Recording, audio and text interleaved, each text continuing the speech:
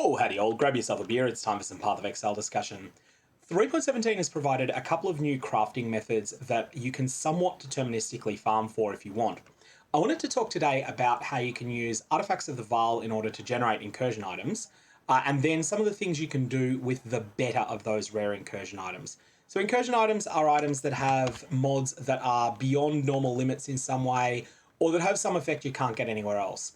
You'll notice that both the gloves I have equipped, the Brimstone Grasp, and also this new set that I've picked up to craft with, Havoc Touch, have the mod of Puharate, 46 to 48% lightning resistance and 40 to 60% increased critical strike against shocked enemies. Now what I've been doing is, in Trade League, I've been looking for these where they have had increased spell suppression on them as well. So the first set that I had 10% spell suppression. That actually dropped for me almost exactly as it is now, actually. The only thing that's changed is that I've added a Searing Exarch implicit and then made some not yet successful attempts to further craft it. But then I realized, why don't I look to pick up something better?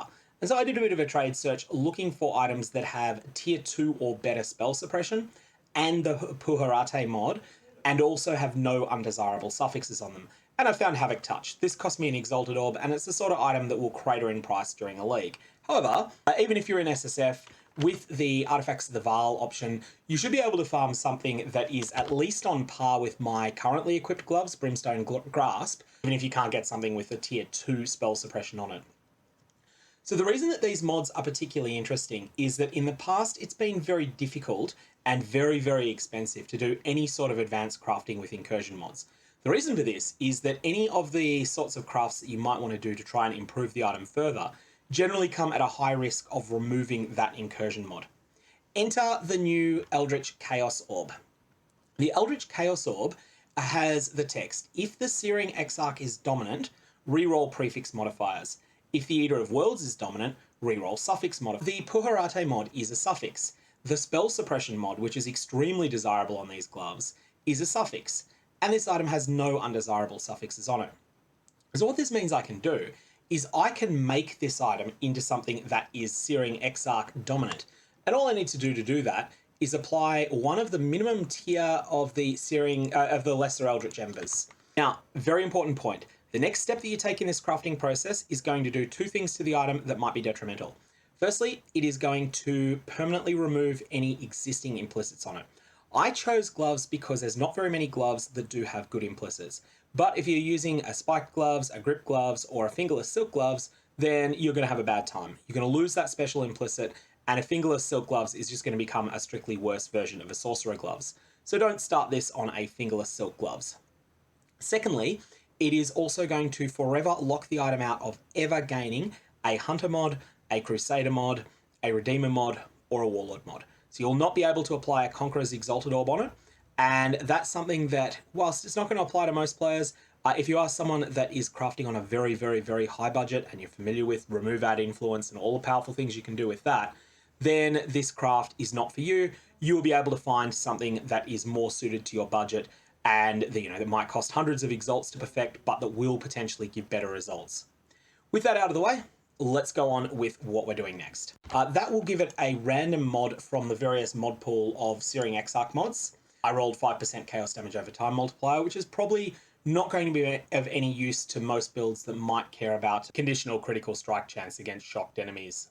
However, just the fact that this has one of these Eldritch modifiers on it is enough to now make it possible to use the Eldritch Chaos Orb. Now, we're not sure exactly of all of the different mechanics of how these Eldritch Orbs work. And so what I'm going to do is apply a metamod to the item. I'm going to use the cheap one, cannot roll caster modifiers, just for a bit of an experiment here. So now we have an item that has 3 suffixes on it. The very desirable Puharate mod, the very desirable of Abjuration mod, and also the of Weaponcraft mod that prevents it from rolling caster mods. The reason I like cannot roll caster modifiers on an item like this is that there's a lot of potential for Searing Exarch items to have very good attack mods on them. And now we're just going to apply an Eldritch Chaos Orb. This probably won't do anything amazing, but it has the potential of doing so. And here you will see that we got life, we got increased evasion rating, and we got 1 to 2 fire damage to attacks. This is not a powerful craft that we've done here. It's not been a successful craft, but it does, I think, demonstrate the capacity for this strategy to work. What you're looking to do here is apply multiple Eldritch Chaos Orbs until you get a combination that is miles, miles, miles better than what you had before. Also, this seems to provide some evidence towards a hypothesis that the Eldritch Chaos Orbs do indeed respect that off-weapon-craft mod. I expect that they would. I just can't prove it yet because I haven't done a large enough sample size to be sure of that.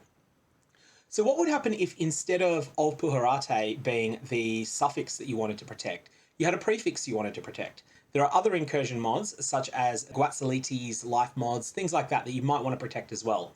In that case, because you want to make sure that you're not going to ruin your prefix on the item, you're going to need to make it an Eater of Worlds dominant item instead. So at that point, you would use a lesser Eldritch Ichor rather than a lesser Eldritch Ember. You don't really care what mod that you get on it, and then you can further craft. Once you've got a set of prefixes you're content with and suffixes you're content with, at that point, your next step is going to be to keep using these Embers and Ichors until you get mods you're happy with. If you were trying to make attack gloves, what you would look to do is, on average, 1 in 42 lesser Eldritch Embers will give you strike skills target 1 additional nearby enemy. So you would roll for that, then you would throw on Ichors until you hit something that you were content with as well. The tier could vary, you might decide to use a higher tier. And then at that point, you should have a set of gloves that maybe are ideal for your character, but if they're not ideal for your character, they should be ideal for someone else's. And there's a lot of other potential I think we will unlock with this crafting system, but the main thing is just the way that you can be quite surgical with the Eldritch Chaos Orbs, the Eldritch Annulment Orbs, and the Eldritch Exalted Orbs, making sure that they do not touch a very, very, very desired suffix or a very, very desired prefix, and you can do that a lot cheaper than you've been able to do in the past. That's all I got on this. May your Val Orbs have interesting results. And of course, don't forget that when you do use a Val Orb on an item like this, it will replace one of the special implicits at random, so you might end up destroying your item.